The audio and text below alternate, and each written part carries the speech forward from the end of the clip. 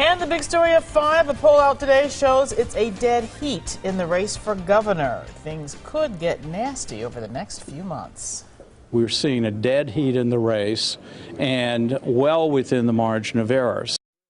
The latest Marquette University Law School poll was released this afternoon. And if the trend continues, the race for governor is going to go down to the wire. Our Tom Murray live in the newsroom with our red, white, and blue coverage. Tom. Well, Mike and Carol, as we approach late summer, campaigns say this is when most of us will really start plugging into the governor's race. Here in Wisconsin, about 100 days away from Election Day, we have indeed got what they call a dead heat. Let's take a look at the numbers, and this is the big number. It's showing Walker and Burke virtually tied. Let's look at women voters. This is where Mary Burke is doing really well, about a 7-point lead on the governor. How about married voters? This is where Walker is strongest. You can see that Walker has a sizable lead over his challenger, Mary Burke, amongst married voters. We're running on our record. Governor Walker says he's been counting on a close race, and that's exactly where it stands. It's a very close election, as we predicted.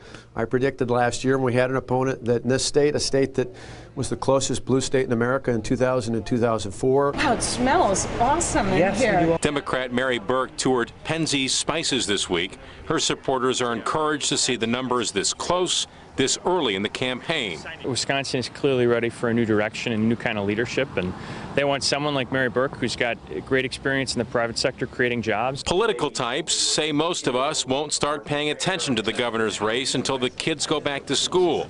If these numbers hold, Burke and Walker head into the heart of the campaign on even ground. Now as the race really heats up with advertising and back and forth, I'd expect to see a lot more interesting developments over the next months. Now, whether you support Governor Walker or not, he is a very well-known politician here in this state and across the country. As Mary Burke mounts her first statewide campaign, we'll show you where she stands now with name recognition. That's coming up tonight at 6 o'clock.